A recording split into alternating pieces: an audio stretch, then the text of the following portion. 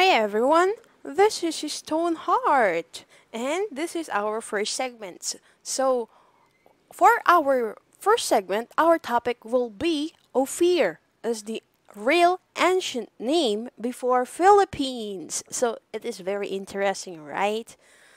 Alright, so on July 31, 2023, Congressman Dan Fernandez from the 1st District of Santa Rosa, Laguna made a privileged speech at the start of the 19th Congress that revealed the ancient name of the Philippines. According to Congressman Dan Fernandez, it is possible that Philippines is the real Ophir, or what they call the land of gold. So he even also quoted the famous line of our national hero, Dr. Jose Rizal, before he proceeded with his privileged speech. Ang hindi marunong lumingon sa pinanggalingan ay hindi makakarating sa paroroonan. This is a very shocking revelation that he made. It is really a big question mark because a lot of countries are claiming that they are the real country called Ophir. And to name a few, Israel, Saudi Arabia, and even South Africa. But in this case, Congressman Dan Fernandez had presented a concrete evidences to support this revelation. Let's watch this video. Ibig sabihin, ang pangalang Pilipinas ay inalay sa hari ng Espanya na si King Philip II. Kaya tayo tinawag na Pilipinas hanggang ngayon, na ito ay may bahid ng pananakop at diskriminasyon. Pananakop sa mahabang panahon at diskriminasyon dahil ang pangalang Pilipinas ay hindi inklusibo. 4 ang klase ng tao nang tayo simulang pagsamantalahan ng mga dayuhan. Una, dugong Kastila na pinanganak sa Espanya na nanirahan sa ating bansa, ang tawag sa kanila first class peninsulares. Ikalawang klase ng tao, dugong Kastila na pinanganak dito, ang tawag sa kanila insulares. Pangatlo, dugong Kastila at dugong Chino, halo, ang tawag sa kanila ay mestizo. At ang panghuli, ang majority na ating mga kababayan, dugong katutubo, ang tawag sa kanila ay Indio, hindi Pilipino. Silang mga purong Kastila at mestizo ang mga Pilipino. Indios, as we were called, was considered a fourth-class citizens in our own lands by the Spanish colonial government. Ang pangalang Pilipinas ay may halong pananakop at diskriminasyon. It is not inclusive, never been, and never will be. And that's the reason why we need to change the name of the country. Eventually change, even if it takes 1,000 years. May binanggit po ang dating Pangulong Rodrigo Duterte sa news interview sa Philippine Star noong February 12, 2019. He suggested renaming the country to Maharlika, a word meaning warrior class to pay homage to the country's pre-colonial past. Duterte revived the idea advocated by then-President Ferdinand Marcos Sr. Marcos popularized the word Maharlika and named the Maharlika Broadcasting Corporation, the Maharlika Road, and also the Maharlika Hall sa Malacanang was named after it. Marcos promoted the term nobility. Duterte espouses serenity and peace. Former Minister Carlos P. Romulo once said in his book titled Mother America, A Living Story of Democracy, page 59. It states, and I quote, "The fact remains that the Igorots is not Filipino and we are not related." Ang sabi po ni Carlos P. Romulo, na lolo ng ating kasama at kaibigan na Congressman Roman Romulo, na mga Igorot ay hindi Pilipino, and for that matter, pati na rin yung ibang katutubo na hindi nasakop ng Kastila, they are the only ones who were able to preserve our culture, tradition, and religion. Dahil sa kanilang paglaban sa kolonisasyon ng Espanya, that made them preserve their identity. This original culture, tradition, and religion could have been the cultural tradition and religion of this entire nation had it not been disrupted by the colonizing Spaniards. Sa loob po ng 333 taon ng kanilang pananakop, binura nila ang ating kasaysayan, ang ating nakaraan, ang ating pagkatao, ang ating lahi. And because of that, long colonization, we are now living with their culture, tradition, and religion. Paano ba tayo sinakop ng mga Kastila sa pamamagitan ba ng dahas? Hindi po, kundi sa pamamagitan po ng pakikipagrelasyon. Nang dumating sila dito sa malalayong paglalayag nila, sila yung mga gutom, uhaw, may mga sakit. Anong ginawa ng ating mga ninuno? Pinakain sila, pinainom at inalagaan ang mga may sakit. Subalit in spite of all the hospitalities we have shown them, para silang mga ahas na kinagat tayo sa ating pagkatalikod at niyurakan ang ating dangal. The Philippine Archipelago was home to numerous kingdoms and sultanates with their unique culture, tradition, and religion. Yun ang meron tayo bago sila dumating sa ating bansa. Kingdom of Tundun o Tondo, Kingdom of Namayan, Mandaluyong, Santa Ana, Kingdom of Mai, Mindoro Islands, Kingdom of Sabag and Wakwak ng Pampanga at Apari, Rahanate of Cebu, Kingdom of Sandao sa Palawan at marami pa pong iba. And the oldest kingdom natin was called Lawan, now called Island of Lawan sa Northern Samar. Tama po si former Minister Carlos P. Romulo. Ang mga kaharian at tribo noon na dinasakop ng mga Kastila hindi Pilipino. Napanatili nila ang kanilang identification, napanatili nila ang kanilang pagkatao, hindi sila nagpalit ng kanilang pangalan at apelido na ginawang batas sa pangunguna ni Spanish Governor General Narciso Claveria y Saldúa noong November 1849. The most common Filipino family names often have a Spanish origin tulad ng Santos, Reyes, Cruz, Bautista, Garcia, and even my surname Fernandez. Hindi nagpalit ng kanilang pangalan at apelido, napanatili pa rin ang dugong nananalaytay sa kanilang mga ugat na purong-puro. Ito ang ating mga katutubo. We have to give merit and honor to those kingdoms and tribes who fought the colonizers to preserve their freedom and rights. Salute to them. Now, kung ang pangalang Pilipinas ay may bahid ng pananakop at diskriminasyon, at ang Maharlika ay kapulungan ng mga tao sa isang balangay o tribo sa ating bansa bago dumating ang mga Kastila, meron pa kayang higit na karapat-dapat na pangalan para sa ating bansa? Ayon sa numero 98, Colección General de Documentos Relativos a las Filipinas Existentes en el Archivo de Indias de Sevilla, publicada por la Compañía General de Tobacos de Filipinas, Tomo de 3, Barcelona, 1920. Sa English po, ito ang sinasabi. Ay libro na tinatawag nilang General Collection of Documents relating to the Philippine Islands. Lahat po ng dokumento na may kinalaman sa Pilipinas ay dito matatagpuan sa librong ito na magsasabi how to locate ang ating bansa. Ito po ay sulat ng eskriba o tagasulat ni Magellan sa kanilang ekspedisyon na si Antonio Pigafetta. History tells us that Pigafetta has the merit to have recorded in his chronicles major events in the Philippine history. And according to him, the navigational guide nung sila po'y nagsimulang maglayag started from the Cape of Good Hope in Africa to India, to Burma, Sumatra, Moluccas, Borneo, Sulu, to China. Then, finally, sa tapat daw ng China ay pulupulong mga isla. Tayo lang naman po ang 7,000 isla sa tapat ng China. Muchos de oros, mayaman sa ginto.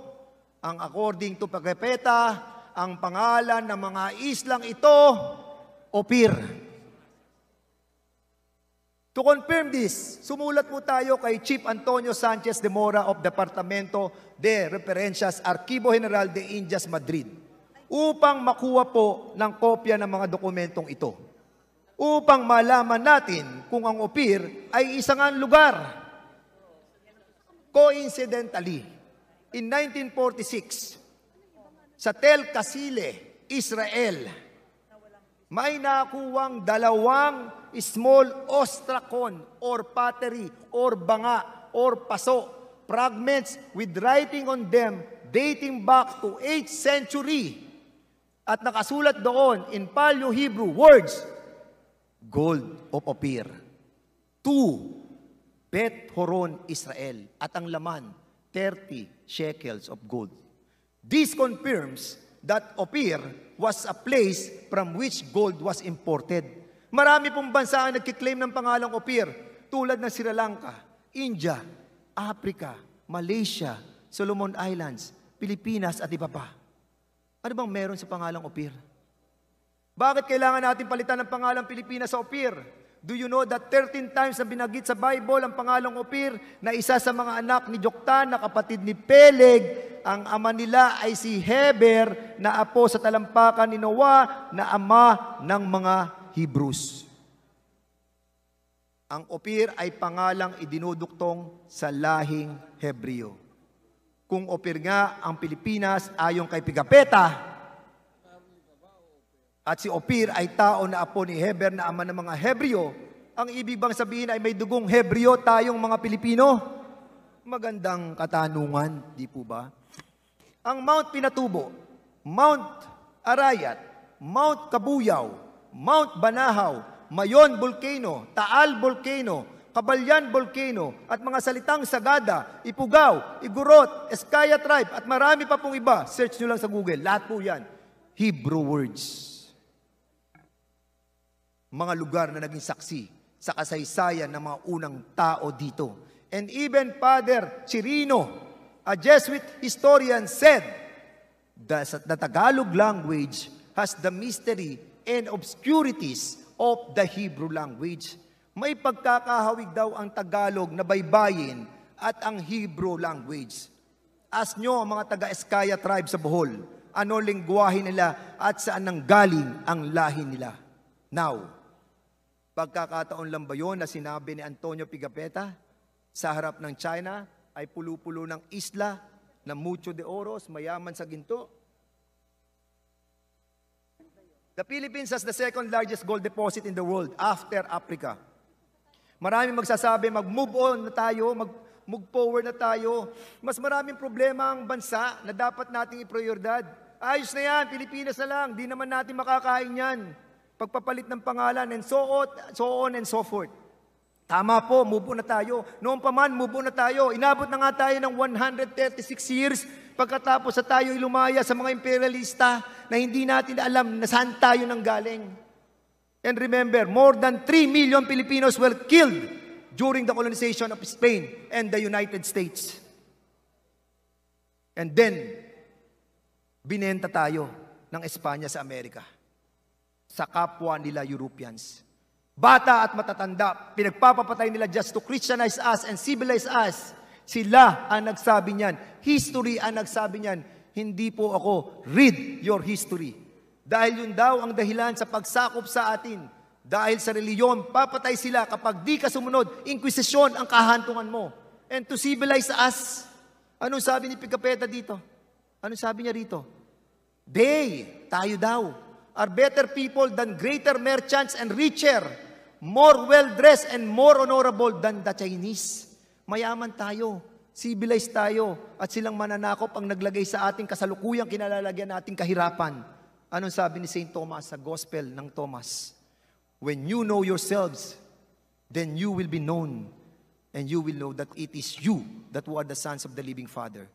But if you do not know yourselves, then you will be in a state of poverty, and it is you who will be the poverty. Pag nakilala natin ang ating sarili, then you will be known. Makikilala tayo sa buong mundo bilang Ophir, and we will know that we are the sons of the living Father. Pero kung di natin makikilala ang ating sarili, we will continue to be ignorant. Katulad ng gusto mangyari ng mga Kastila, ganyan tayong mga Pilipino. Ayos na yan, Pilipinas na lang. Huwag na nating hanapin ang ating tunay na pangalan at pagkatao. Then ano? ang sabi ni Saint Thomas, you are in poverty and it is you who are the poverty. Mananatili tayo sa kahirapan. This is very interesting as he also gets a copy from Colección General de Documentos Relativos a las Islas Filipinas, just to prove his revelation. And as I also made a research, I saw a map called Turin Beatos de Mapamonde of 12th century. It is a map that has a very meaningful with hard evidence about the land of gold, or what it has been called Ophir. It is stated in the map that Adam and Eve are living in the land of gold in Southeast Asia. There is also a written history of the Philippines in the compilation of the Jesuit historian Francisco Colin. This book is in Madrid, Spain. Colin stated that the principal settlers of this archipelago was Tarsis, son of Jawan, together with his brothers as were Ophir and Havilah. Isn't it already a hard evidence? Now, let's move to the old map of Ophir shown by Google. Alright, there you go. Isn't it already a hard evidence about this one? Spaniards always mentioned about Lycius. What is this Lycius? It is a group of ancient Hebrews who settled around Ophir, which the Spaniards considered the Philippine Islands to be before its colonization. Spaniards always mentioned that Lycius is the largest of the islands and abundant of gold. No other than we have Luzon. Now, let's proceed to what the Bible says about the land of Ophir. 1 King chapter 22, verse 48. Jehoshaphat made ships of Tarshish to go to Ophir for gold. But they went not, for the ships were broken at Eziongeber. On Job 28, chapter 28, verse 15 to 16, it cannot be gotten for gold, neither shall silver be weighed for the price thereof. It cannot be valued with the gold of Ophir, with the precious onyx, or the sapphire. How about Psalms? Psalms chapter 45, verses 8 to 9. All thy garments smell of myrrh and loss and cassia out of the ivory palaces, whereby they have made thee glad. Kings' daughters were among thy honorable women upon thy right hand. They'd stand and queen in gold of Ophir. In Isaiah chapter 13, verse 12, I will make a man more precious than fine gold, even a man than the golden wedge of Ophir. Wow. Just wow. If you are enlightened after you watch and listen to this video, you can directly go to the channel of Ophirian Heritage Conservatory to know more about our golden history. Thank you, kababayan. Be blessed. Stand for truth. Shalom.